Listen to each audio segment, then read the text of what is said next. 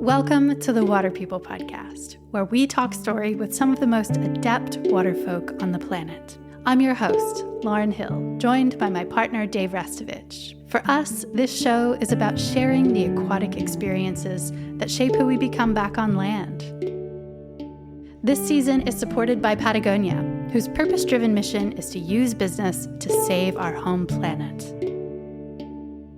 We acknowledge the Bundjalung Nation, the traditional custodians of the land and waters where we work and play, who have cared for this sea country for tens of thousands of years. Respect and gratitude to all First Nations people, including elders past, present, and emerging.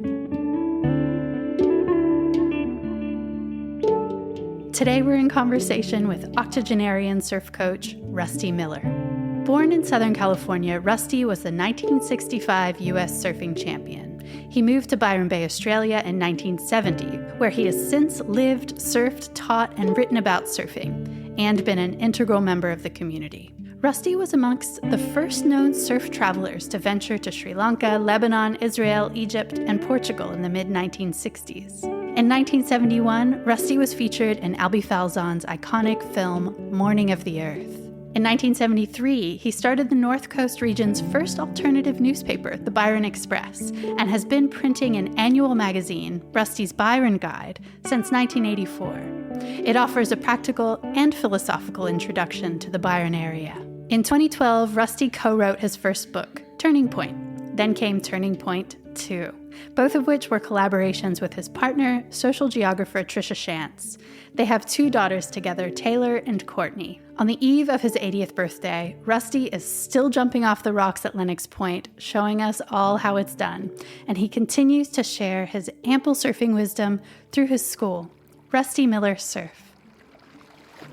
I was around 9 or 10 years of age and was pretty much waking up at 5 o'clock every morning before school to go swimming. And I would go swim with other young kids my age who happened to go on to be the world's fastest long-distance swimmers, specifically Grant Hackett. So we were doing a lot of kilometres in the pool from 5:30am till 7:30am. We'd scoot home. I'd quickly shovel down, a dozen Weet-Bix and half a litre of milk. And then I'd pack some kind of meagre lunch for school because my parents would already be at work and my two older sisters didn't want to know about their snotty-nosed little brother. So I'd make this pathetic lunch and then I'd go to school, pretty much eat my lunch before school started, definitely eat my lunch at little lunch.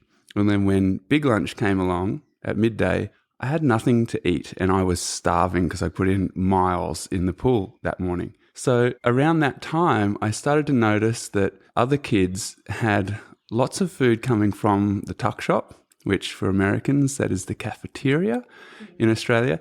Kids would put their order on a little brown paper bag and then you'd put your coins in the bag. It would get sent down to the tuck shop at morning time and the people at the tuck shop would prepare the bags. And then a student from the class would be sent down to the tuck shop just before lunch to collect all the children's food. And I got that role for a little bit. And what I noticed was that in this big sort of milk crate of brown paper bags filled with warm, steaming hot pies and all these other probably very unhealthy Australian midday snacks for kids, that I was sort of in control of all this food as I brought it up to the class. And wait, why were you in control? Why did you get to bring it? Because it would be like a roster system where other children would get the responsibility and it would be this cool thing because you'd go down and collect everyone's lunch and bring it back. And then when the lunch bell rang, all the kids would file out of the classroom, look down into that box that I would place at the door and rummage through it and find their bag with their little name on it and their order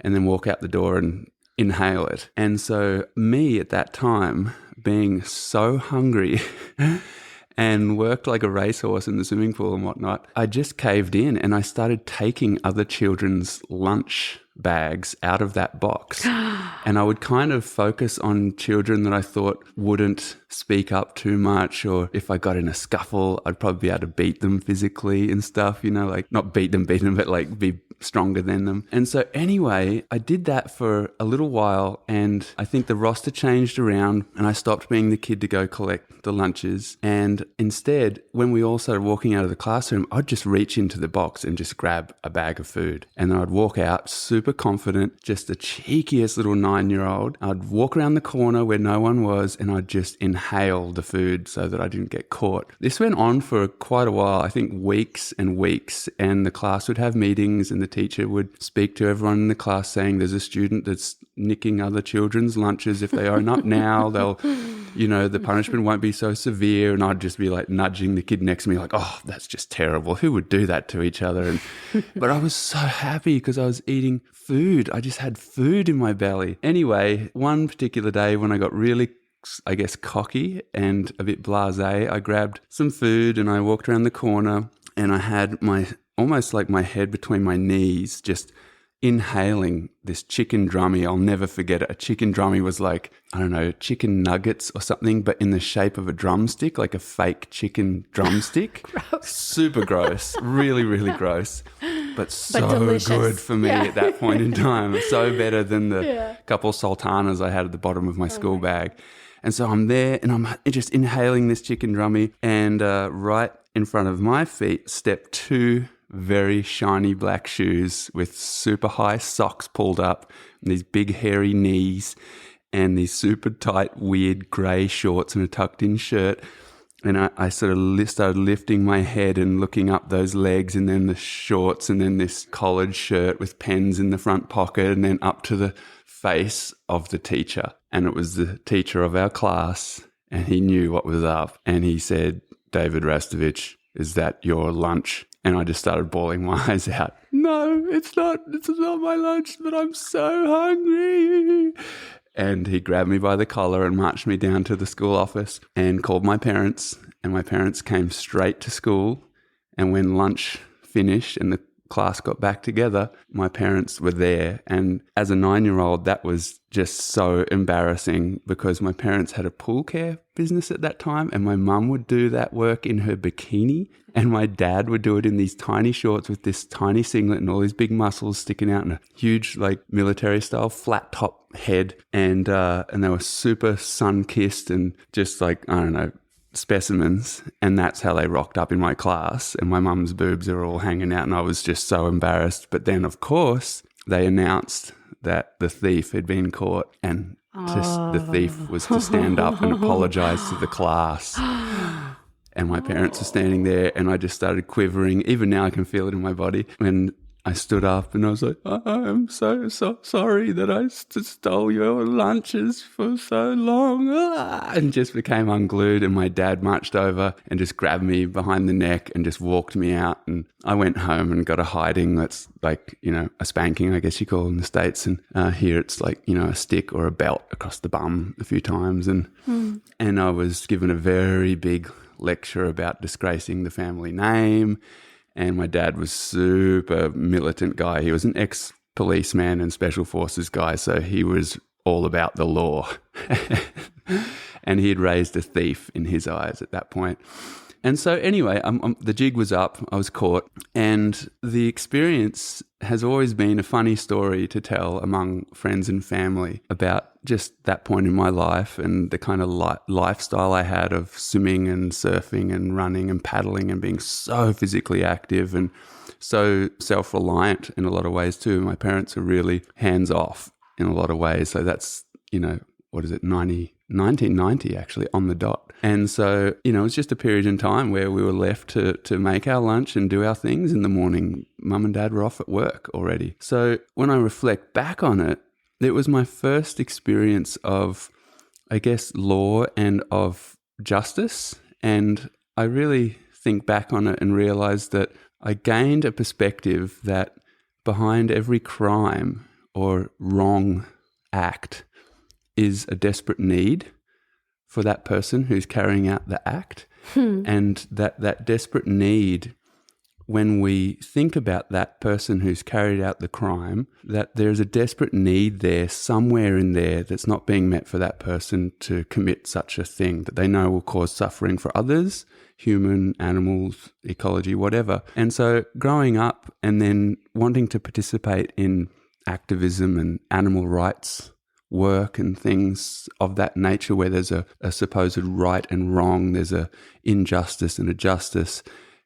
I think subliminally for me, it made me feel that I could think of the poacher, for example, who is longlining in the Galapagos, taking sharks out of a sanctuary zone and finning them. It made me feel like I could imagine being them and just think, wow, that they must have a desperate need to do that. They know that they're doing something that's unlawful or inhumane, but they have a family to feed, and the economic system they live within has created such stresses for them to choose that as their only option to feed themselves and their family. And so I really think back on that weird, funny story of stealing food as a 10-year-old and just realizing that I was just desperately hungry. I was really, really hungry kid. And I did that for that reason. And it makes me think of Rusty's chat and his thread of encountering injustices and his line in his life where he, firsthand experienced wrongs and rights and people being taken advantage of or people standing up and overcoming. I think my brief career as a thief also really enlightened me to dualisms and the trouble with just thinking someone's in the right or the wrong, and how there's so many more twists and turns and nuances in that experience and in the experience of having a run-in with the law or doing something inhumane. And I really feel that Rusty has such a kindness to him that just embodies that point of view. His daughters say how forgiving he is. He's just a forgiving man, doesn't hold grudges. And you really see that in Rusty. He really sees the best in everyone around him, doesn't he? Yeah, and the nuances of people's situation and being able to place himself in others' shoes. And that's so admirable. And, you certainly encounter plenty of pretty stuck older men in the surfing world and in the world in general. So it's really great when you find an unstuck man, someone fluid like Rusty. Thank you for being here, Rusty. We've wanted to sit down with you like this for quite some time. We have. Nice to be here and nice to be invited. It is a beautiful day on the cusp of breaking into winter. As it just, westerly winds are chilly. Water's still pretty warm, but we had a beautiful morning this morning at Blancho Beach. There was about 30 people out in the water. Over half of them were women. So it's a lot of femininity in the water, which is add to the atmosphere. Rusty, we always begin these conversations by asking about a time or experience after which you were never the same. Can you tell us about a time like that from your own life? Do you want the first one? There's several. We'll take any and all that you're willing to share. Okay. Yeah. We like story time here. I was born and raised in California. I was born in a place called La Jolla near San Diego. My father was an aeronautical engineer and built airplanes, World War II. We lived on the foreshore. So I was born during the war, 43, right in the middle. Then we moved up to Encinitas. We lived basically inland a little bit. And then my mother, who had asthma, she passed away a couple weeks before I was 10 years old. So my mother's best friend took us. We had three sisters and her own. She was a single mom. We moved down to a house right overlooking the cliff in Encinitas, a couple blocks away from Swami's. Then after that, I was sexually abused. Not by anybody in my family. So that was a big change. And that's also parallel pretty much to where I began surfing. Now, the older surfers who were there, who were quite good. Some of them were a bit tough, but they really were good mentors. So that's how I began surfing, which when I was basically when I was 10, and that's when it changed my life. Wow, what a meeting of life experiences in one potent period of your life. And at the beginning of your young adolescent mind, forming a picture of the world and everything, and those are very big experiences, death, trauma, and then the potential life path, which has certainly turned into your life path of surfing. Yeah. That's huge. And not to glaze over the massive betrayal that is sexual abuse. We often hear from women in stories about sexual abuse. So I thank you for your bravery in sharing. I know it's not easy, especially being a man. And I wonder if you were ever able... That's an interesting point. Men don't tend to be as feeling. And that's a good observation that you had. When I see younger men, young boys now, and I talk to them differently because I realized when I was that age how significant it is for younger men to watch older men. And I never thought about it too much because a lot of that abuse, by the way, was buried and hidden for half a century, basically. And it's quite interesting because it came back up big time later.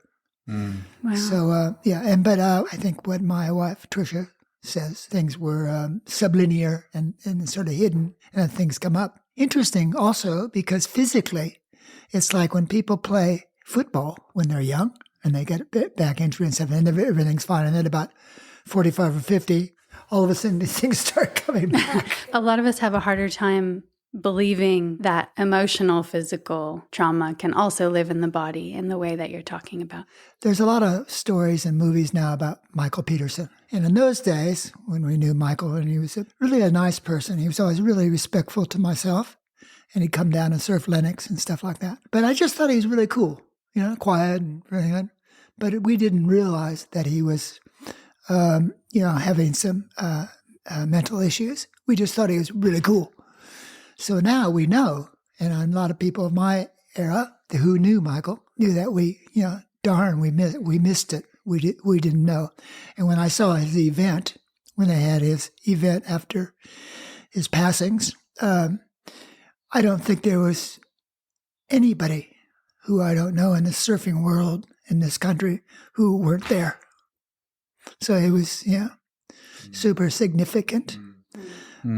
Drifted off a little bit on that one, but I think it all relates. I really love when we get to have yarns, Rusty, because of the perspective that I walk away with after having chats with you, and inevitably I prod and try and get stories out of you because I love and respect that you've had such a adventurous and curious life. You have a curious mind, and it's always such a treat for me to get some bigger picture perspective. And so I really love what you were just saying about how it felt back then to deal with your mate's mental health issues, but there wasn't really the language around it back then in the way it is now. And I think that's something good for people our age and younger to hear that, okay, as much as we live in a culture that's tangled up in words right now and politically correct words and the messiness of it all, at least there's words there. And we're trying in a way that hasn't perhaps always been the case.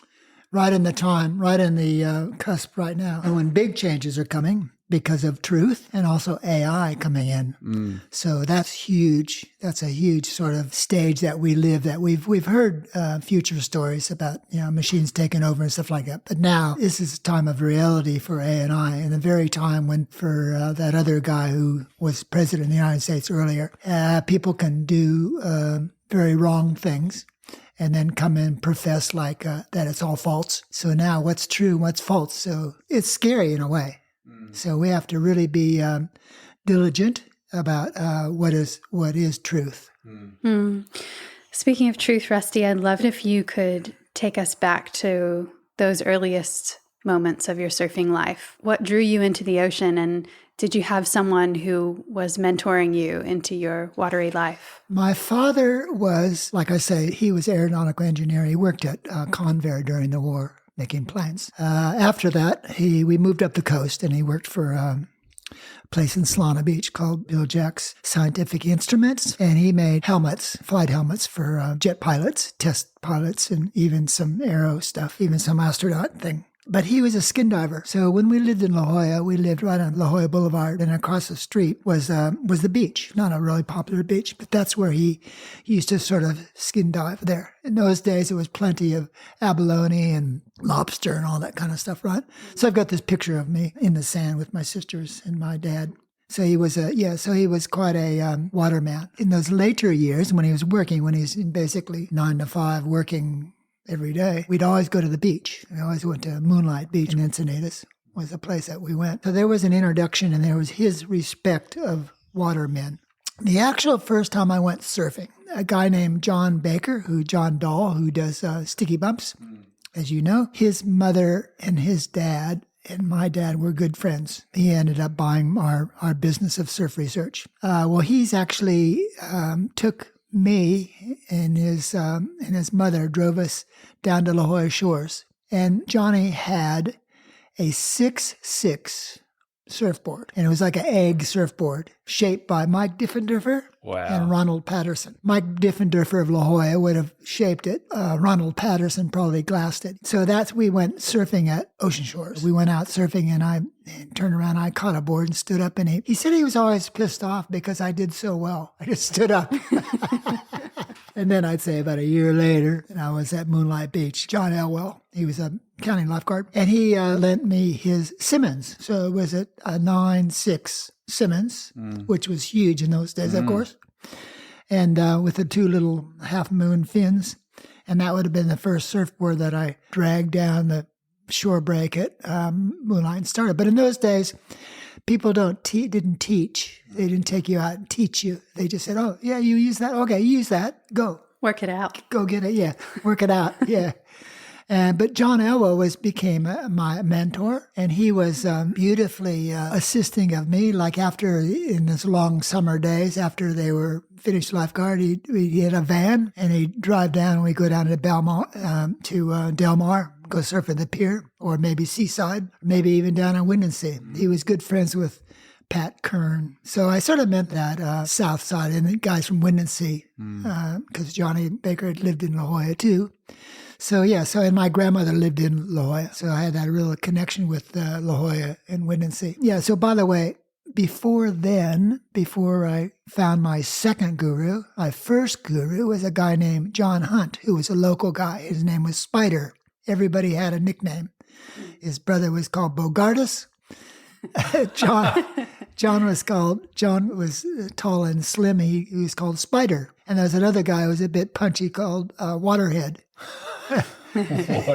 So yeah, that was my little characters. The guy I dreamed about him. Everything he had. Again, as a young boy, looking at the older guys, they weren't mentors. What they say mentors right now was like your idols. Anything they liked, you liked, right? So what he introduced me to beautifully was jazz.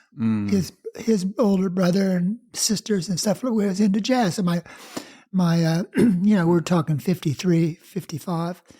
So that was actually a golden era. And then they also played canasta, card game. And then also, it was quite interesting too, is his brother's friends would go down the beach in the evening and make fires. And they played conga drums and guitars and stuff like that. So we could actually legally make a fire on the beach. And the guys were playing, hand drums and music. And so some of those people had gone to Hawaii, and they had gone to Tahiti and stuff like that. So it was like California was marketed as if it was Hawaii.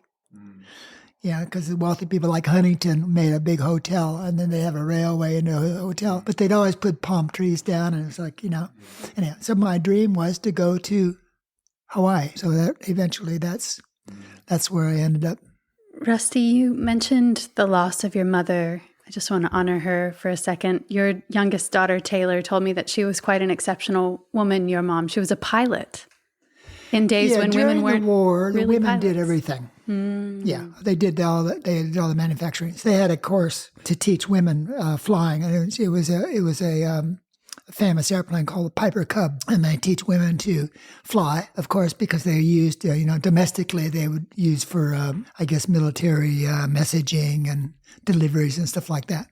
So yes, she was trained. My original mother they were from Minnesota, and she was a family of solicitors, and she had a university degree. So it was a little bit rare in those days. And did that spark that ancestral line of an interest in academics, probably both sides of your family? Do you feel like that lived on in you? Because you certainly have an academic interest and still to this day seem to be someone who reads extensively and thinks deeply. Where do you think that came from? Yeah, probably DNA. But also my stepmother, her best friend, who was actually originally from the East Coast, and she was a single mom that came out to California, and she's the one that had the house on the coast. She was a voracious reader, and she inherited this library from her family. It was called the Harvard Classics. It's like 60 books, which are the basically the Harvard library of all great Western stuff like that, which I still have. Wow. It was published in 1910. I was bequeathed to, and I've bequeathed that already to Courtney. Wow. Who Courtney is a voracious reader, and Taylor is too. But yeah, so my mother and my stepmother Connie, like I said, had been my mother's best friend, ended up marrying my father. Was that scandalous at the time? Or was it just practical? No, it was pretty practical. My eldest sister didn't get along with her really well, actually. She's sort of a Cinderella thing, but all of us. And then she ended up adopting me, officially adopting me. She was a great mother. I don't say stepmother, I say mother.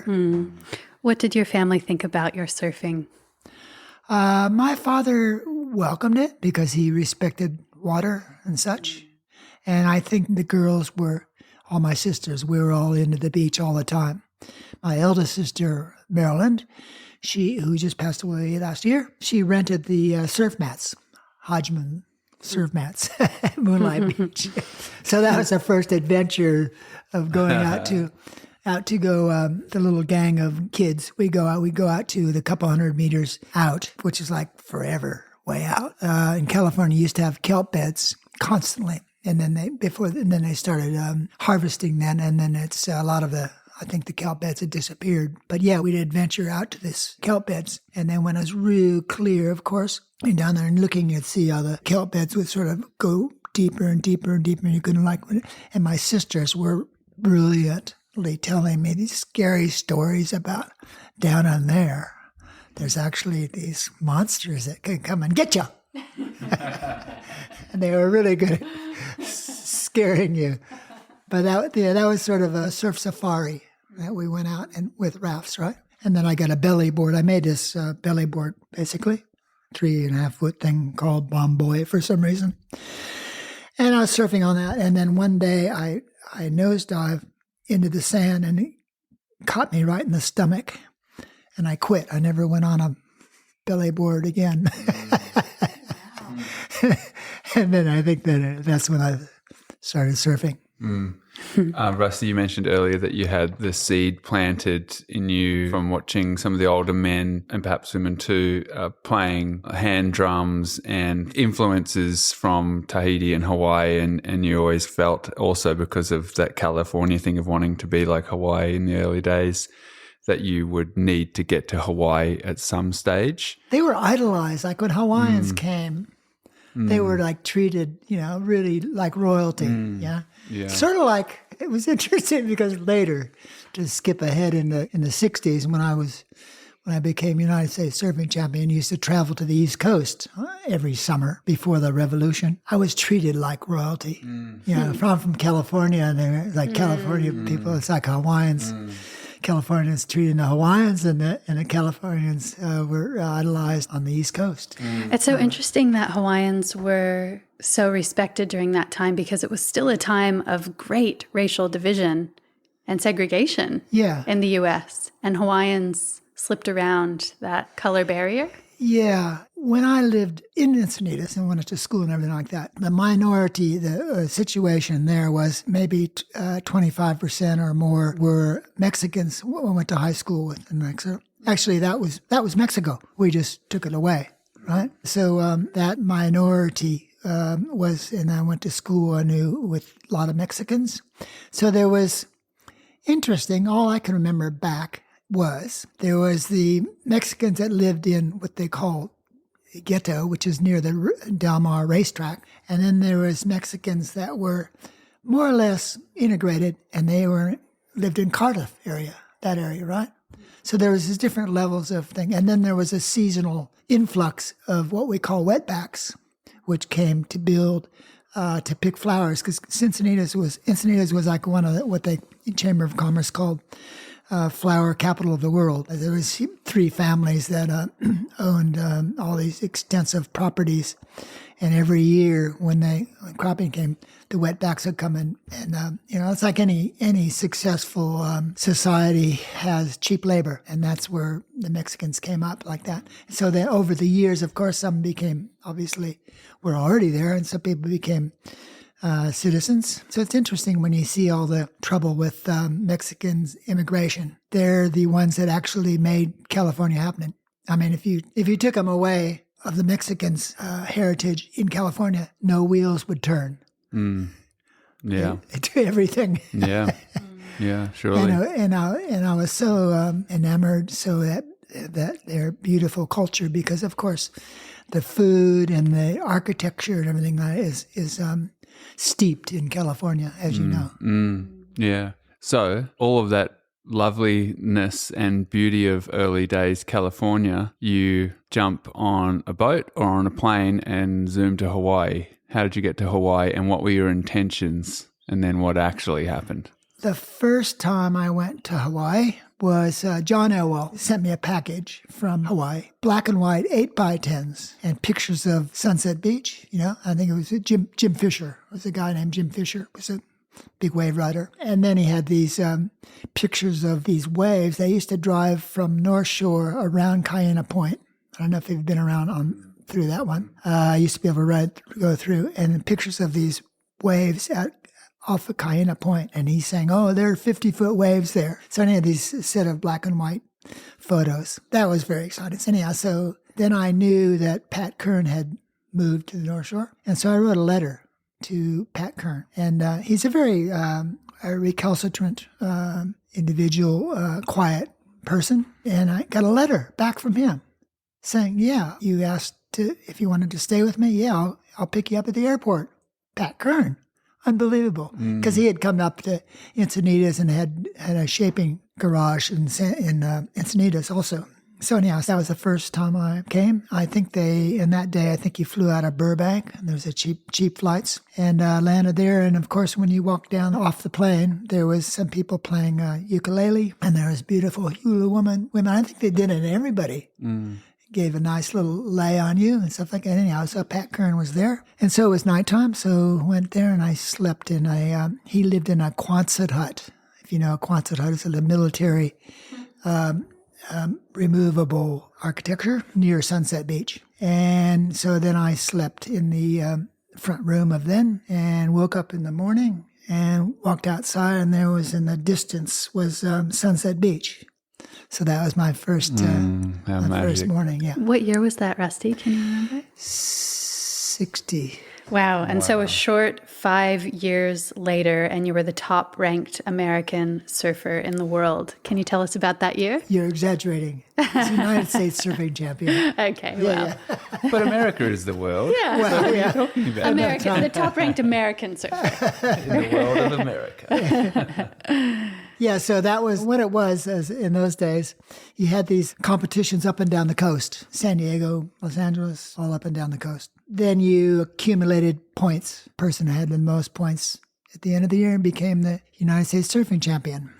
And so that was my 15 minutes of fame era after that. And so then I rode for Hansen Surfboards, sort of the second largest manufacturer of surfboards. And I had a big, so I used to, every summer, I had a van. And first time I ever actually bought a new car. Actually, I had a Chevy van, which was the first year that they had the long one. I'd drive out to the East Coast. We had a huge dealership in Houston. And then I'd drive up to Florida and then all the way up the coast, all the way up the coast and find our dealers, and I'd set up dealerships. For instance, Ron John, and he was in Seaside, New Jersey. Anyhow, so we had even a dealership up in Ogonquit, Maine. So it's a shorter season, but so then I drive up the coast and then I drive down the coast. So yeah, I drive from Encinitas up to Texas, to Florida, back and forth up all the way up and all the way down. And then I'd phone up the orders to Hansen Surfboards, to Jim Jenks. Wow. We often think of crowding as a modern phenomenon in the surfing world. What were you saying in terms of numbers of surfers in that era?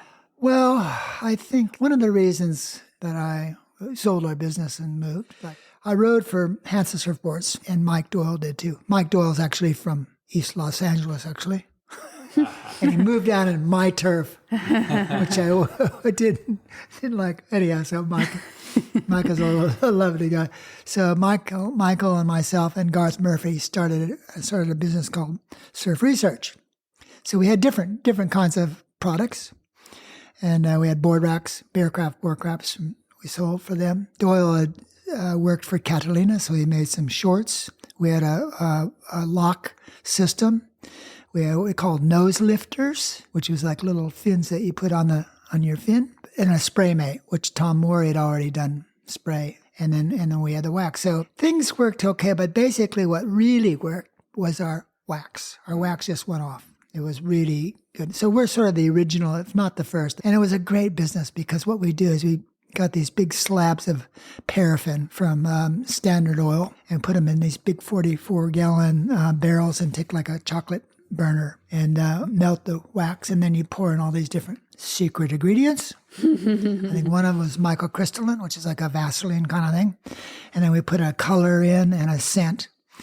And then we'd pour them into like ice cube trays in squares.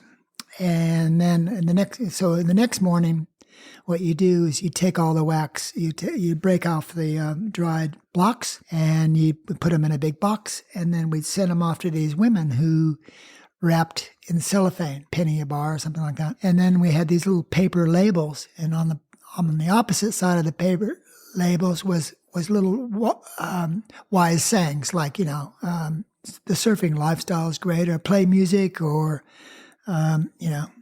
cement is dangerous, and just all kinds of little wise cracks and stuff.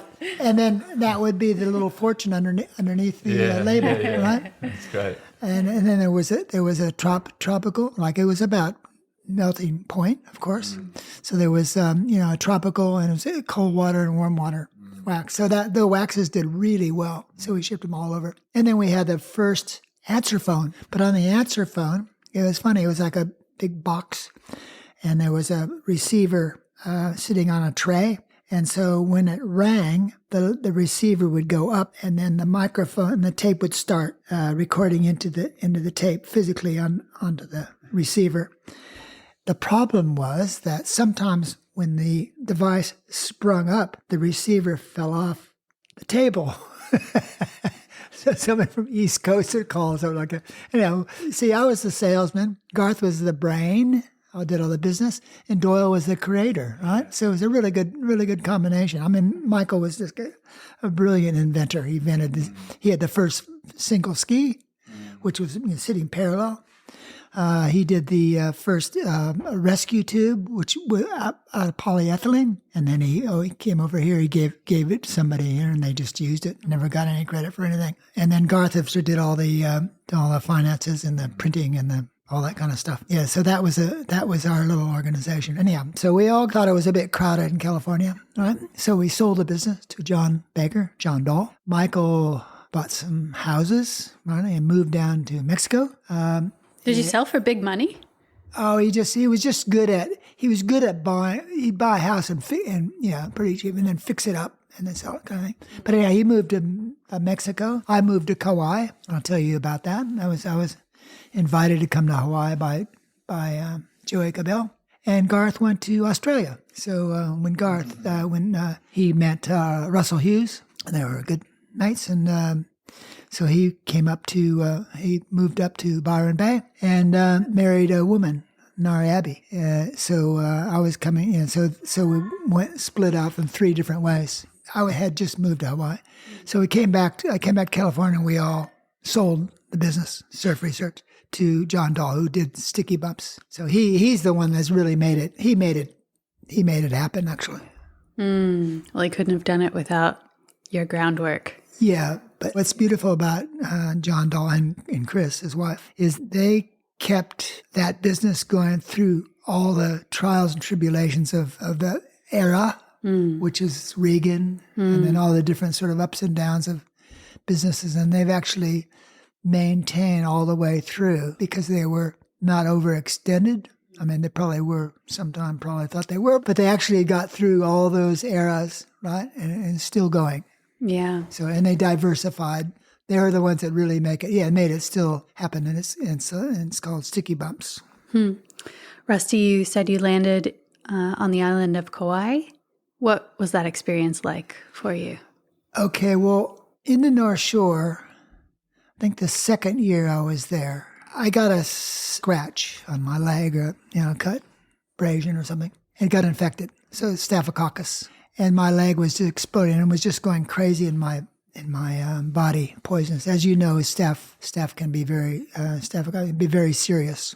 And so a guy named Nick Beck, who is married to one of the missionary families in Kauai, he was in the North Shore and he saw and he went, "Oh, you better take care of that, Rusty. My dad is a doctor in Honolulu." So he took me to Honolulu and I laid in bed and the doctor said, "Oh, well, you better look at it because you could lose a leg, It was really serious." And so anyhow, so that as I was recovering in the hospital in Honolulu, Nick Beck came and visited me. He was telling me about this place called Honolulu, and very quietly. And of course, you weren't supposed to talk about it or anything like that, right? And so he was the first one to mention I knew that it was such an island called Kauai.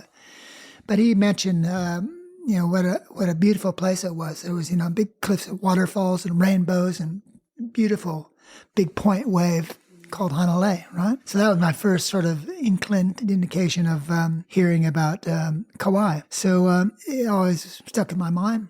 But no, people didn't talk very much about it, actually. You just went to the North Shore every year. And I went to the North Shore every year, basically in the 60s, and basically sponsored by Hanson. And Joey Cabell bought some property in Kauai. And Joey is one of the older guys, in those days. He said, I've just bought this property in Kauai and I'm building a chart house in Honolulu. So Joey was a beautiful man because he also really smart because chart house was very successful. Started in Aspen, Newport Beach, California, in San Diego. And then they had this partners, and the partners wanted to expand. I think they made it like 50 of them around.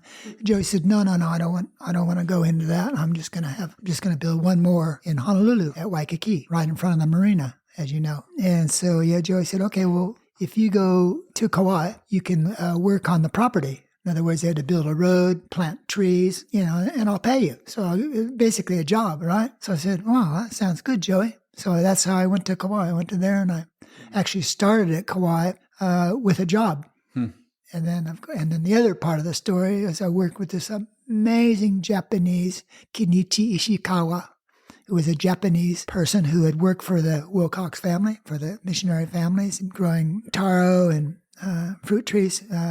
Honolulu is very famous for its taro, and he was an expert of that. So anyhow, he was the guy that worked on we built a road, planted trees, and so I worked with this older guy, Kenichi. Kenichi was actually, interestingly, he was in 422nd, which is a regiment of military regiment in the Second World War, which fought in Europe, and he was Japanese. So the Japanese who entered, and Hawaiians and Chinese people who entered in the 422nd, I think they trained in the States, and they're the ones that fought in Europe. They ended in Sicily and fought up all the way to Naples. So Kenichi Ishikawa is actually an American GI. Interestingly, his father was a cash cropper, vegetable farmer. His property was opposite of Pearl Harbor, and he was 18-year-old boy standing in his father's field on a Sunday morning when December 7th, 1941, Japanese attacked. So he was there in the field watching the whole thing happening across the bay. He was born in Hawaii, but his father was immigrant. So they were like Japanese people watching this all happen. So anyhow, so Kenichi joined, of course, the 422nd, became in the war. And anyhow, he's the guy that I ended up working with. So he had some stories. Were people open to sharing those stories then? Because you were born so close to worldwide conflict and trauma affecting your parents' generation so directly. And that is something that all of us who are 40 and younger have no experience of, unless you're in the Ukraine right now and other parts of the world that are in conflict. But what was the feeling after all of that had gone down? Were men like this man sort of traumatized to the point where they were locked up and they didn't want to talk about it because it was too painful? Or was there much conversation and imparting to you to be careful not to be in the way of war machines? Well, Kenichi was very humble and very quiet, very polite, very neat, very organized, hardworking, right? And super respected locally, right? Because he'd been there for a while. Like I say, he worked for the Wilcox, which is the family that owned all the foreshore of Honolulu and all those old colonial homes and stuff like that, right? And so he was there. He was one of their main farmers. Yeah, and so Kenichi didn't talk a lot like that. I would get inkling of stuff because I'd question, of course. And but interesting. Over the years, what I did find out, he loved opera, right? And it was interesting because I talked to Nick Beck about him. In fact, Kenichi, I don't know if he passed away, but he must have passed away because he lived 105. Wow. He's one of the less than half of people who lived longer from Second World War.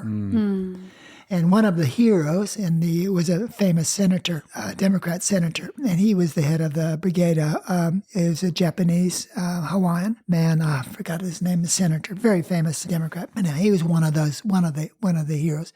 But Kenichi, as I learned, actually learned Italian. And so one of the jobs that he did in the war was taking care of the Italian prisoner of wars. So as I learned later, that he was a little bit of there's a Japanese man who is an interpreter of of Italian, and that's why I figured out through Nick, right? He was so in love with opera. It was always opera, and I was always talking to Kenichi about spirituality. My gurus in those days were Ellen Watts and Ginsberg, and he wouldn't admit that he's spiritual, and yet he's one of the most spiritual people there I've ever known in his actions, right? Classic, yeah. But he also respected the spirituals. Actually, he had a little bulldozer, and he'd take the blade. He'd take his big heavy blade, and a small bulldozer is still a huge blade. He'd take it off the blade and put it in the back of his truck, and he'd do it with sort of like levers, like he'd put a rock down and put the thing in. He said, like using all this sort of leverage, and then taught me how to dig, how to use the shovel handle on my knee when I'm, not supposed to do that, do this, So every time when I dig a hole, I think about Kenichi Shikawa. It's like digging a hole. There are actually tricks to it. But he would, I'd be down in a hole and he'd build a bulldozer up above moving things, and we'd be chaining stuff and digging stuff. And he was, he was sort of, I got really close to him. Anyhow, so when he'd do some other jobs near the end of the road, and he'd park the bulldozer at night and leave it, he'd take a tea tree and put a cross on the seat. And he said if he didn't do that, it couldn't start. So he had this respect of this, because at the end of the road, if you've been at NKE Beach, it was super spiritual. Really, at night, there was a lot of spirit feeling out there. Mana. And then Carlos Andrade, our good friend Hawaiian, who just passed away, Jerry Lopez said that he was the best surfer in Kauai at that time. And Carlos would tell us stories of how they used to walk up the top of Makana and start this fire and throw these spears into the trade winds and the sparks. So they do that as an offering to Pele. So Pele was a heiau at the end there. You were hearing these tales from Kenichi about war, about serving in the military. How did that shape your actions and reactions when Vietnam and the draft came around? Interesting you say. Yeah, no, like I say, it was my pestering that I got little bits and pieces, right? They used the word loquacious. Matt Warshaw described that me in the encyclopedia, and I had to look it up. So loquacious means talkative, Not bullshit, just talkative, loquacious. When I lived in Hyanna, opposite was the Howard Taylor family, Elizabeth Taylor's older brother, and beautiful, beautiful family. Anyhow, they sort of felt a bit sorry for me. They said, invite me over for dinner. So I became good friends with that family, right? Howard was he had been in the Korea War, and he was an illustrator, artist. And so he talked about Korea. And it's sort of what they call the Forgotten War. So that was in the 50s, it's in the end of the beginning of what they call the Cold War. And so Howard went there as a soldier. He was very much a passive, resistant person, right? So usually we sit in the evening looking at this beautiful western sunset, and we'd talk about everything, of course. And so philosophically, we were locked in. Howard and I were just, I just loved him because he just talked, and Mara, his wife. And Howard was very convinced, super passive, resistant person, right? And how wrong it was. And during Vietnam War, we're looking, this is 67, 68, 69. We're just going, wow, what are we doing, And even though we had this amazing lifestyle, the most beautiful place I've ever lived in my life, in Kauai, for sure. And Elizabeth Taylor? Was she around? No, she had visited, right? I didn't remember, but Howard sort of took her two boys and mentored these men. He taught them how to skin diving. He took them. Howard also sailed. He was like a Ernest Hemingway kind of guy, right? Not a hippie. Not a hippie, to be clear. Yeah. No, but he befriended the hippies. The hippies were camping at the state park, and the local authority said, you can't live there. You can only be there for a couple of days. So anyhow, they didn't move. So they they put him in detention in Kapa'a. Howard and Taylor had bought 7 acres down at the end of Ke'i Beach, at the very last property. And so he went into Kapa'a and said, well, listen, you've detained all these kids. Howard called them the 13 original hippies. Anyhow, from the 13 original colonies in America. And so he had this said, they can go camp on my property, 7 acres. I'm paying taxes on it, so they can move over there. So the 13 original hippies moved down to Taylor Park and built these tree houses, as you know about. It worked quite well until then. Again, it's sort of like most communes. It sort of gets drugs and the sanitation, everything gets out of control and unsafe and blah, blah, blah. But in the beginning, of course, it was fantastic. It beautifully constructed bamboo and plastic tree houses. And now, of course, there's a famous movie called Taylor's Camp. So at that time, you were saying, before we went into the Taylor Camp story, you were saying how you were living this beautiful, dreamy life there. And I felt like you were about to say, but. Yeah. I always say the echoes of that situation was bouncing off the cliffs onto you. Mm. It was like the war was thick. And of course, that's when they started actually television, showed parts of Vietnam. So, yeah. For the first time. For the first time, war was shown in people's homes. Yeah. Visually unavoidable. Yeah. And also, of course, again, all these things, there's rumors, right? One of the rumors is a lot of drugs came back, right? Because, of course, the body bags came into Honolulu. So there was 5 places, I think, that were R&R. So every soldier could have a 2-week break during the war before they go back and stuff like that. So it was Hong Kong, Bangkok, Tokyo, Sydney, Honolulu. So all those places were centers for heroin, basically. And one of the rumors was a lot of the heroines and drugs came in on bodies because they don't mess around with the bodies, right?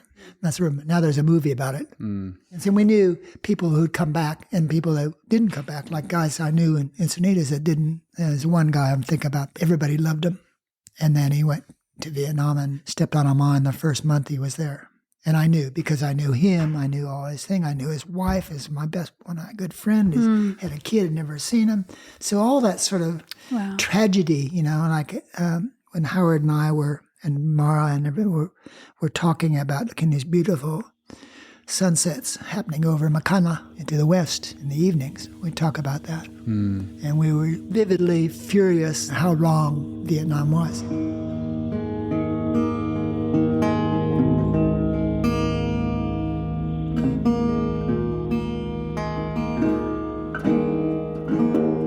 Please stay tuned while we take a quick break to acknowledge the folks who help make our podcast possible. If the first 50 years were an experiment, to prove that a business could be responsible and successful, turns out it's not just possible, it's profitable. So what's next? What's next is simple. It's human-powered, and it's finding the joy in doing difficult things. What's next is turning capitalism on its head. And putting all our money where our mouth is. What's next is unstoppable. Thanks to Patagonia for their continued support this season and for prioritizing purpose over profit to protect our wondrous planet, our only home. Born on the back streets of Byron Bay, Stone and Wood is a certified B Corp started by three mates who wanted to make a beer business with a difference, a brewery for the community. Through their ingrained foundation, Stone and Wood donates money and volunteer hours directly to the communities where they work and live, focusing on the environment and social causes at a grassroots level. Thanks for your support this season, Stone and Wood, and thanks for giving back to our community here on the Northern Rivers. Learn more at stoneandwood.com.au. So when that was happening, Rusty, you were feeling that, and Hawaii's got a huge military presence there. As someone from like New Zealand and Australia, you go to America, and all the coastal areas just feel heavily militarized, and Hawaii is just rife. So at that point, were you starting to think, okay, where to next? Was Garth here in Byron, and were you getting rumors of the waves here, the atmosphere, maybe the lack of military here, or was that starting to pop up on your radar at that point? Well, obviously, Garth on his way to Australia stopped with Russell Hughes and stayed with me. And then he said, when you can, come out to Australia and have a visit. So I did. I came in 1970. Like I say, it was the most beautiful place I ever lived in my life. But Hawaii, I had to sort of, after working in Kenichi, Ishikawa and that job, I had to sort of like lock in and do what I was going to do in my life, besides helping Joey and working with Howard Taylor a bit and stuff like that. Mm. When I went to Australia, I felt it was the Hawaiians, it's an island. So everybody that lives in an island, that. You got rock fever, right? I mean, Kauai is round, even more specific because it's just mountains on the top and it's all spokes. So it's very, very insulated. Now, if you lived in Kauai and you traveled in and out a lot, it was sort of okay. But the local people who didn't have property and were sort of run over, and that's when well-known people and sports figures moved in, sort of like Byron. And they tell their friends, and sort of like, I knew things were going to move. And there was a lot of Hawaiians who were like disenfranchised and unempowered, right? Family couldn't buy a house or something like that, right? And then all these sort of blue-eyed mainland people were buying everything, So there was a little bit of, sublinear anger. It was a bit uncomfortable for me in that sense. Not that I couldn't handle and just live there. And Joey basically would have probably grub-staked me to do a business or something like that, but I didn't want to do real estate. There wasn't a niche for me. Then when I got to Australia, I could see it was in Byron. I liked it. I just had a good vibe by it, right? The shopping center hadn't come in. Will you tell us about what the town was like when you first arrived? It was a tough working class town, but there was a butcher shop and there was a veggie shop. There was no sort of supermarket. I liked that, and it was relatively cheap. And actually, Garth redid a business. So I had a job with working with Garth to make surfboard wax, and we'd put it on the train in Sydney and around and stuff. And also I'm a good friend of Tom Morey, so I had the distributorship of boogie boards when it first started and longboards. But then Hamonex bought it, a corporation bought it, and that was just probably would have done really well. That one, I lost that one. That's a little painful. But sometimes things that happen in the long run are good. Yeah, so I liked it. So I went back and forth to Hawaii several times. And every time I came back, I was more resolved that that's where I wanted to live. Right? And it was just a newer, fresher situation. And then, of course, Gough Whitlam came in, and he took the Australians out of the war a year before the Americans, and that really stoked me. And that's where I said I want to become a citizen. So then I became a citizen. I became a citizen in 75. Oh, wow. Yeah, it was quite interesting. These older guys speaking against what was happening in Asia. And Goffwood didn't make a big splash out of it, but he just did it. And I really respected those older guys who, a lot of people were, like you say, formerly set in that if you're with America, because America was so important in the Second World War, you gotta be with them, right? Yeah, so that's why I came. So I came here. I had come here before, by the way. In 1964, I was going to University of San Diego, and I ran into a guy named Pat Goddard as a frat party. They were trying to having this big party to promote their fraternity, and I was having then I ran into Pat. He's my former, a little older than me, had been one of my sister's boyfriend at one time. I said, "All right, Pat, how are you?" "Oh, I just went on this trip around the world. It's called University of the Seven Seas." I went, "Oh, it's very interesting." He said, "Yeah, you go on this ship, and they go to these classes, and you visit these countries, and then you go in, and then you go to another country, and you go around the whole world with this University of the Seven Seas." I said, "Very interesting." He said, "Oh, yeah, it's got scholarships. It got Anyhow, so I looked into it, ended up going there as a student. Wow. I was reading about that. Tahiti, New Zealand, Japan, Australia, the Middle East, and the Mediterranean. Yeah. There was 2 trips, actually. The first trip started from New York. Went out to Modus, Connecticut for orientation, and we left from New York and then ended up in San Francisco for 4.5 months later. And then that was as a student.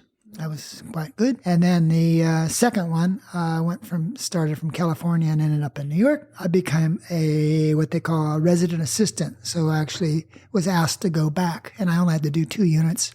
So that was the first year I came into Sydney, was in 1966. Just the same era that they were changing the currency. Did you take a board with you? Yeah, I had a Hanson made me a 2-part surfboard. So I had a surfboard and I put it in the hold. What's good about ships is, if you go around the world on a ship like that, you can buy anything. I mean, you can get sort of like furniture or stuff like that and put it in the hold. And yeah, so I brought a surfboard with there. And so I surfed in different places. Wellington was one of the places. Classic. It's such a great name, University of the Seven Seas. It really is. Yeah, and now it's called, I think, World Campus Afloat. It's still going.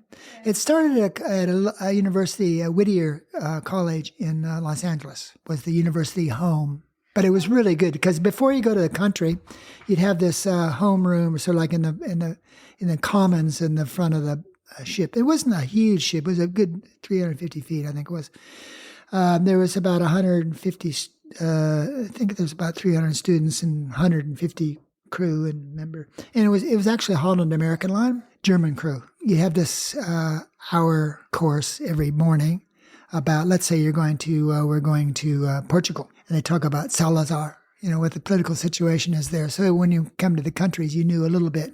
And usually when the ship tied in, docked, usually the American ambassador and the local university students would come on the ship, and you go off on your various tours. And I went with go with my history and political science professors, which is quite good because you knew your teachers. What a fantastic experience! It was amazing. When you look back, absolutely amazing, Rusty, over the course of your life, what would you point to as the most impactful educational experience that you've had? That for sure, obviously, because you can't beat. There's an American humorist called Will Rogers, and he said always said nothing thickens like travel. So that was quite true because it was just amazing. I mean, I remember going to my Italian professor. We stopped it and went through the Mediterranean, and then we ended up in Alexandria. And then the boat was going through the Suez Canal as we went as a little group into Cairo, right? So we went to Cairo with about half a dozen kids. And we went out to see belly dancing and, saw the pyramids and all that kind of stuff, right? And I still have, I have one thing from Egypt, I think it was, yeah. It's a big rock of alabaster with all those holes in it. You can put pencils in it, right? And that's my little remembrance. The only thing that survived in my, trials and tribulations and moving all around in different houses in different places. Yeah, there's a couple of little treasures that I have like that. But to be with Tony, to be with him, there's an Italian teacher, in Egypt, teaching you was, pretty good. Do you get the sense that the world felt much larger then than it does now? Yes. The first thing that came to my mind when you said that is when I go back to Kauai, everything's shrunk. I don't know if it's the trees have grown everything and there's no places to park, and it's just like it shrunk. It was bigger. Yeah, it was bigger, I think, too. Yeah. And I mean, and then the era also, too, of course, when we were in Portugal, was Salazar, who was quite a good leader, and then he got a bit it's like any leaders too long and got very authoritarian. And then, of course, when we went to Barcelona, Catalonians came to dance on the ship to show their Catalonian dances, and the police came in and took them away, or took them off the boat because they didn't want them to show their culture. So I didn't know. And American students mainly go, "Oh, how come they're university students? How come they couldn't be all free?" And so you actually saw the authoritarianism systems that were still, I mean, it's so distant from that now, but in that era, that was, a bit heavy. I love that you have these first-hand experiences, Rusty, and I feel like I'm learning how you have maintained your interest and your care and energy for activism, in a sense, not in terms of like environmental activism where you're chaining yourself to a tree, and I mean like participating in your local community, participating in local politics, participating in local discussion at every event that is going to impact this community or this place. And I'm realizing, I think, while we're chatting, that your energy levels for that, which I really admire, and we both really admire, because you and your wonderful partner Trish have such.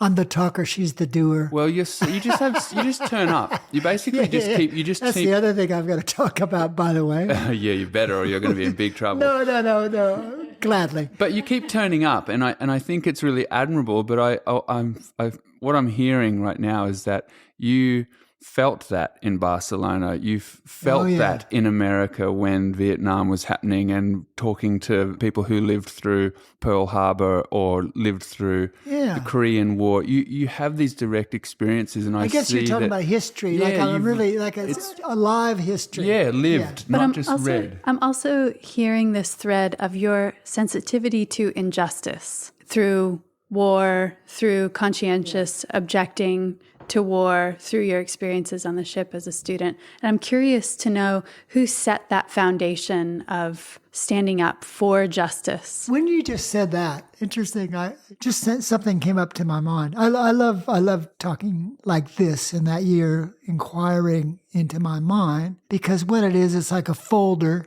in the computer, and you have this folder and you click on it, and then it goes, this huge sort of subject, right? And I would say the first people who made me think about that, besides my mother, my stepmother is very progressive, because my real mother, I think, was passed away before I started really thinking that much in that way, was John Hunt. That family, although you look back on it, was actually interestingly, as you look back on it, it was sort of a dysfunctional family. But to me, they were like the center of the world. And they used to always talk about that kind of stuff. It was the Eisenhower era. It was conservative and straight. And we're talking about jazz. Jazz guys are like, a lot of the guys, jazz musicians, were what they call West Coast jazz.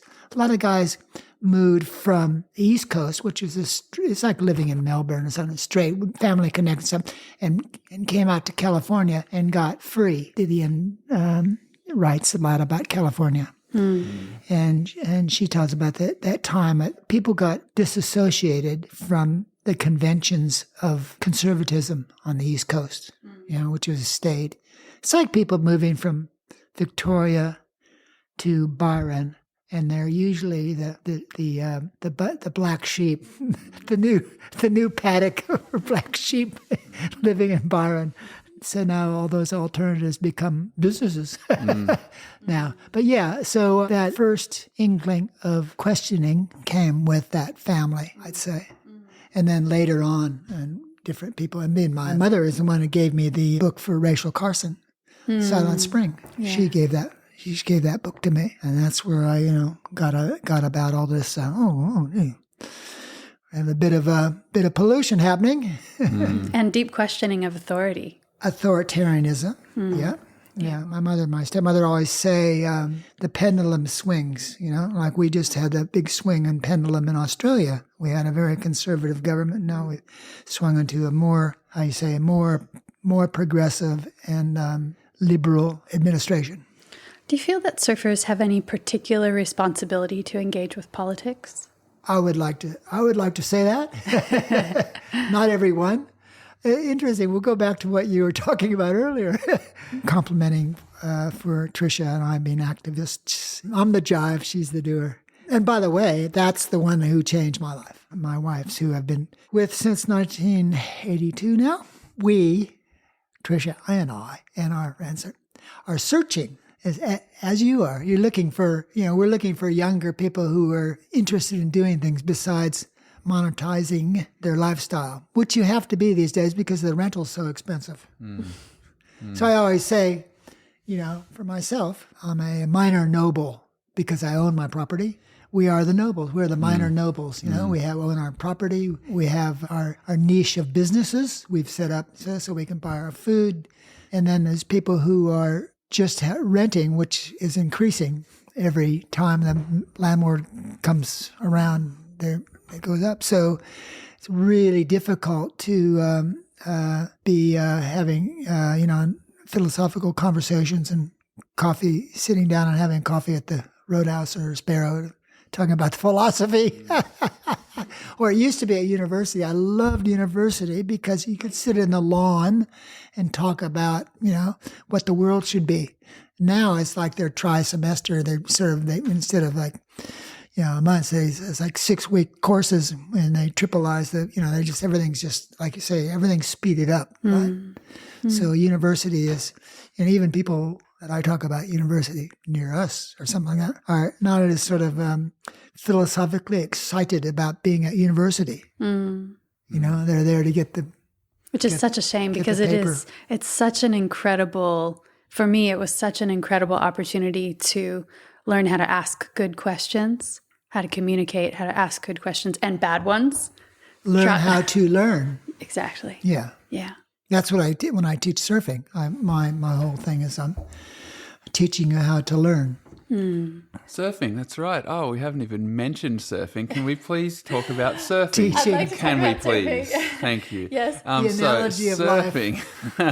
It's facing sections. It's my favourite shirt to wear in the region. Or that and the Psychedelic Valley T-shirt that I have are my two favourite shirts. The Rusty Miller Surfing Through Life shirt and the other shirt that one of our friends, Ozzy Wright, painted for us who live in Psychedelic Valley here, which is a place you have frequented throughout the years. I love wearing that shirt, Rusty, because it has you on the back of the shirt dropping in at sunset, that famous picture of you from yesteryear, and it has your name on it and it has that saying, and Surfing Through Life. I just love it, and I feel I would like to hear you speak about that. What does that mean? What does it mean? Why did you put that with your name on everything that we see? I'd say surfing is my, and probably yours, is my common denominator through my life, from the trauma of the youth, everything from my youth, sexual abuse and such, and then and to all my trials and tribulations on the trail. I always, make analogy to surfing, here comes a section coming through, Yeah, so when I talk to somebody who is sort of incapacitated or something like that, like friends who are sick now, we're surfing through a section. Now you'll get through if you you look at the section and you keep going, you can get through it, because you can go drop around or you can go through it, you can go do the Rio, like as you know. You do that. The other common denominator is my little cliche, my little one, run, Forrest, run. So it happens that this dentist from Culver City, Los Angeles, took a picture of me at Sunset Beach and became a very famous poster in the 60s. And it's myself dropping in this wave, the perfect signature. Any surfer that's been to Sunset Beach knows what it looks like when they know where it is. It doesn't have to say Sunset Beach. And then not only that, but paddling up the wave is Mickey Dora.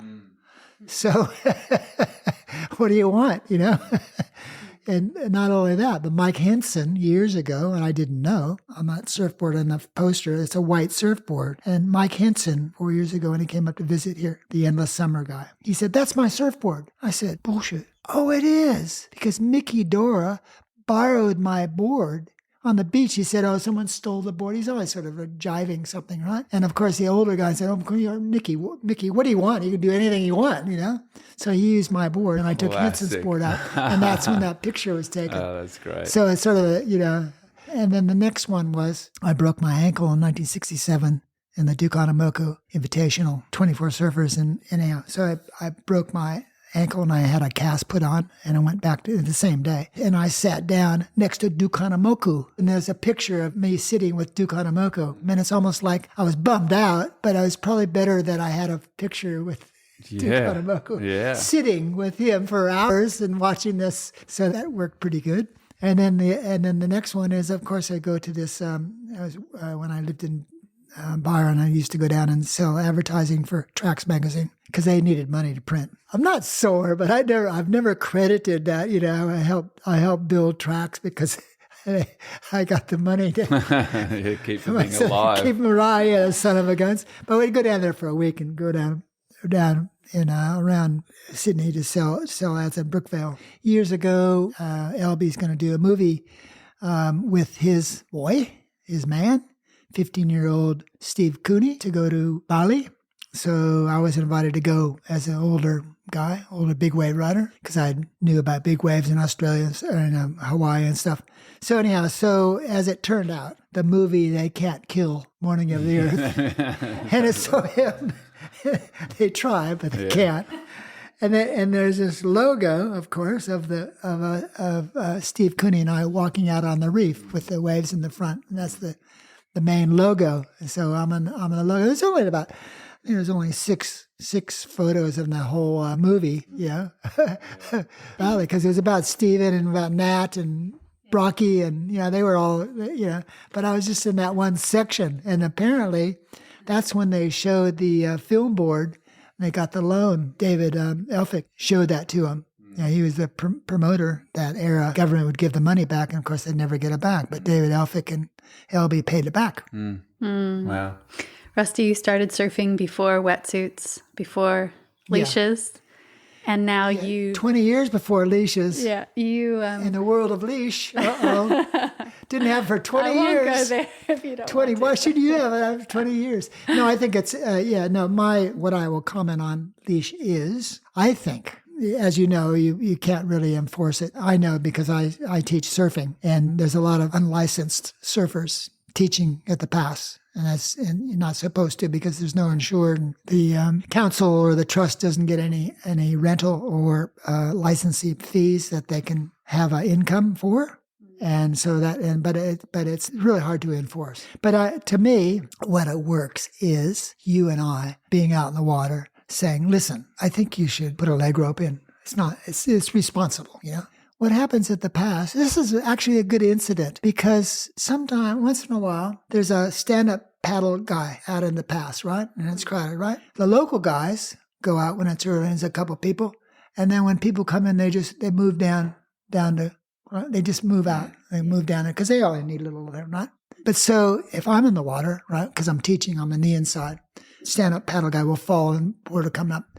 And I'll say, "Sir," try to say as nice as I can, right? "Have you noticed that you're the only person that's a stand-up paddleboard there? And that's because it's really darn dangerous. So it'd be better if you move down there where there's, where it's not crowded, right?"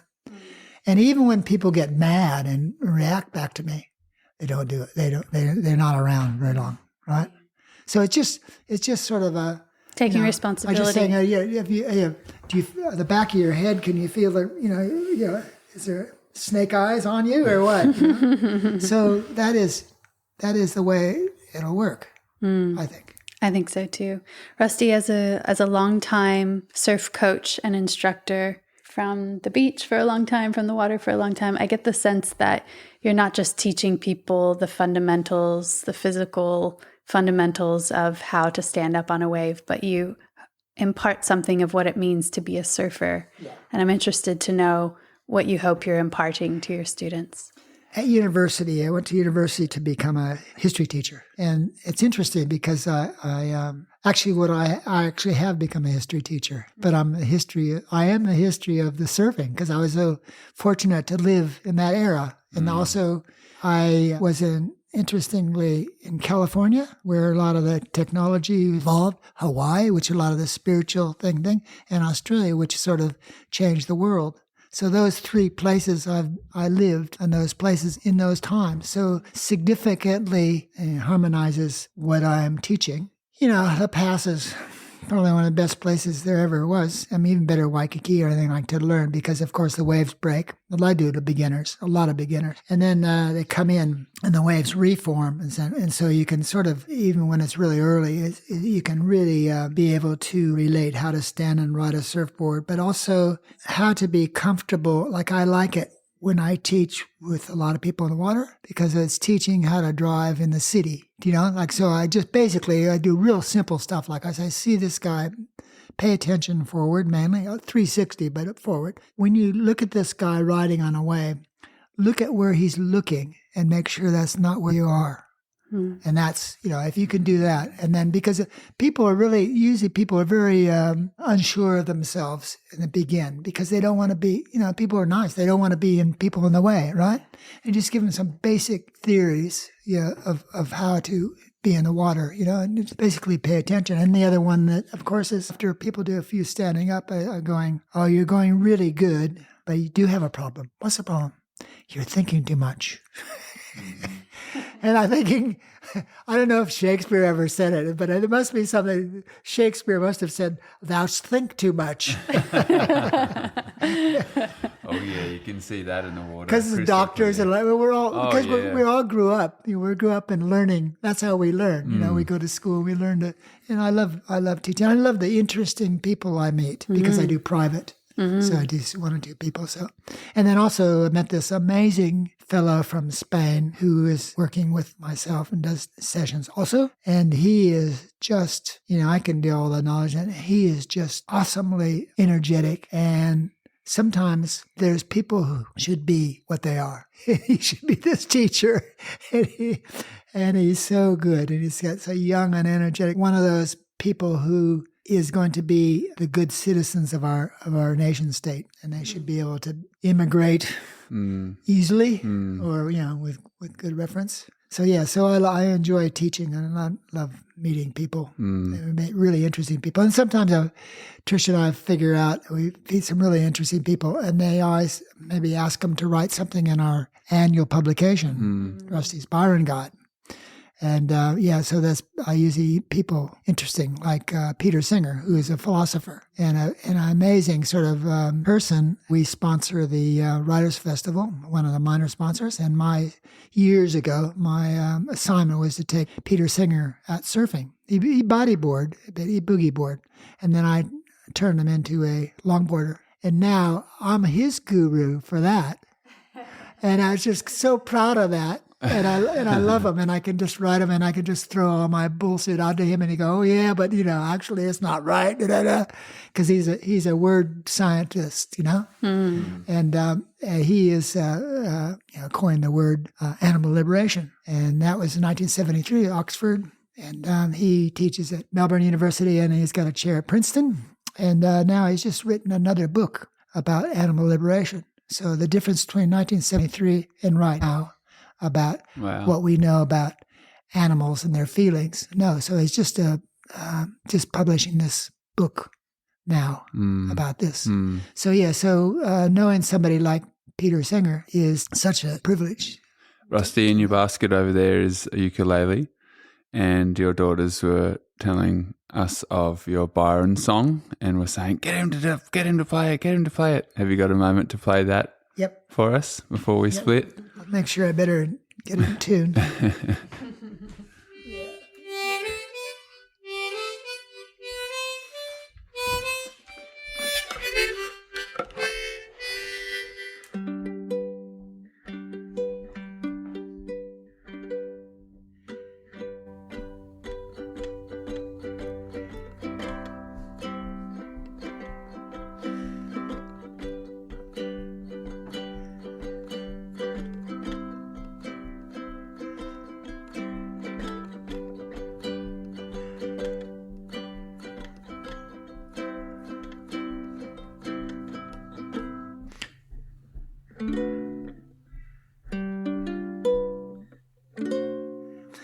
When I wake up in the morning, big south swell rolling by.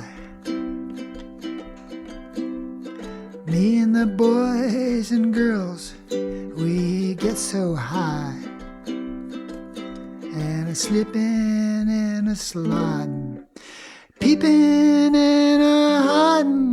Oh, green, green grows the grass on the hills, overlooking our old bay. And there's magic in those sweet cow pies that open every one of your loving eyes. Green, green grows the grass on the hills.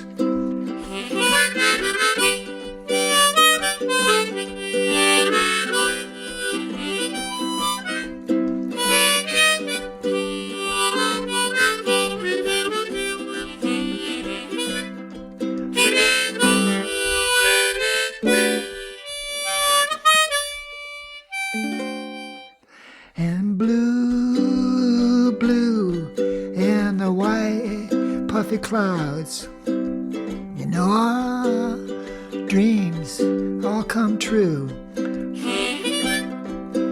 can all come along and sing on the song, and these will be your dreams too.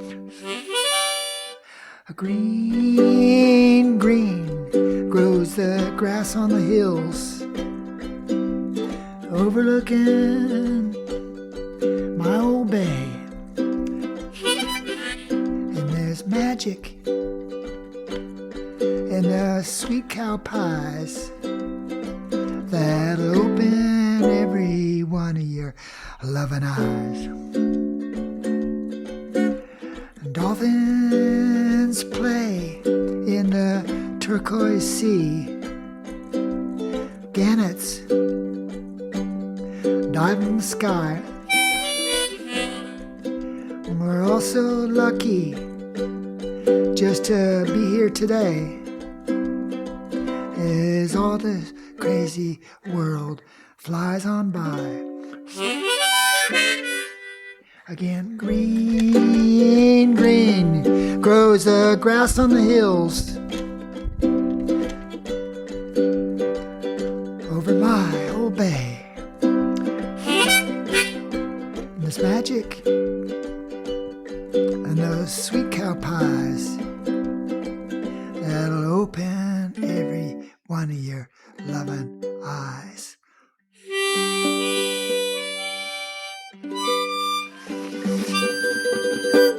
Yes. Not quite in tune. Well That was beautiful, Rusty. I loved that. Rusty, you have two very clever daughters, Courtney and Taylor. I consulted with them before our chat here and asked them what we should be asking you. And Taylor asked me to ask you, now that you are about to enter the 8th decade of your life and perhaps entering the last quarter of your time on planet Ocean. My autumn How do you plan on spending the rest of your days? I enjoy teaching. I'm writing pieces, memoirs, stuff like that, and which Trish sort of laughs about because I have so many different pieces of everything and no structural. She's helped me with some structures in lining up, so it's getting a little more organized. And I would say also about my life, that's what she did. He got me much more organized and kept my common sense together and supported me big time with publications. I think, and now she's done her own publication, which is going very well, called Neverland. And the reason it's called Neverland is because my sisters had this nickname for me called Peter Pan, because I didn't want to grow up. So anyhow, but also it was the beginning of the first alternative clothing store where the old hot bread shop is now. Yeah, so also I had some big health issues. I had a gallbladder thing extract, and then I had a prostate, which was extracted. So I've had a lot of extractions. And then I had a lymphoma, Hodgkin's, stage 4.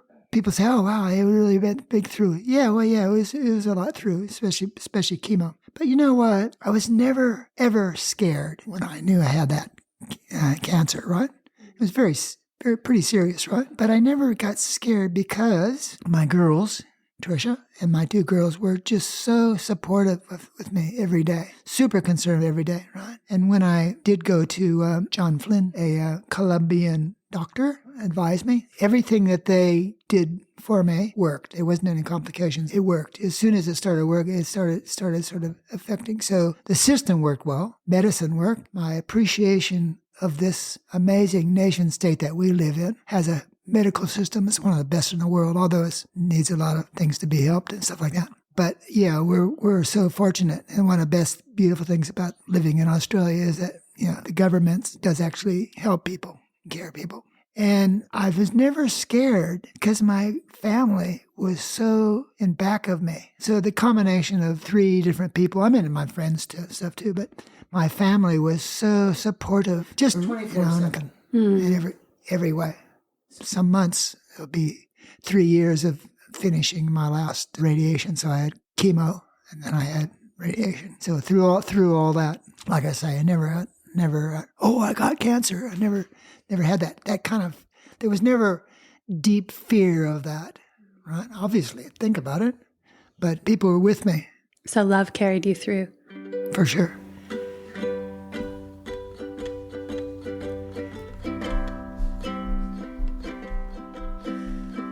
Thanks so much for listening with us today. If you like what you heard, please consider sharing an episode with a friend. Our editor this season is the multi-talented Ben Alexander. The podcast soundtrack was composed by Shannon Sol Carroll, with additional tunes by Dave and Ben. We'll be continuing today's conversation on Instagram, where we're at What Are People Podcasts, and you can subscribe to our very infrequent newsletter to get book recommendations, questions we're pondering, behind-the-scenes glimpses into recording the podcast, and more via our website, whatarepeoplepodcasts.com. When I wake up in the morning, big south swell rolling by, me and the boys and girls, we get so high, and a slipping and a sliding, peeping and a hiding. Oh, green grows the grass on the hills, overlooking our old bay. And there's magic in those sweet cow pies that open every one of your loving eyes. Green grows the grass on the hills.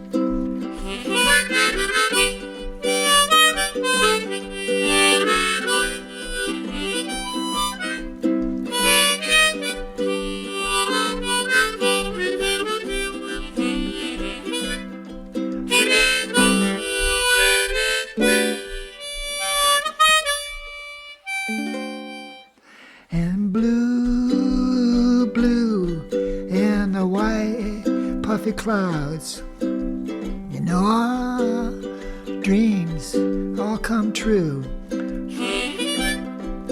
We can all come along and sing on the song. And these will be your dreams too. A green, green grows the grass on the hills, overlooking my old bay. And there's magic in the sweet cow pies that'll open every one of your loving eyes. Dolphins play in the turquoise sea. Gannets dive in the sky. We're all so lucky just to be here today, as all this crazy world flies on by. Again, green, green grows the grass on the hills, over my old bay. And there's magic and those sweet cow pies that'll open every one of your loving eyes.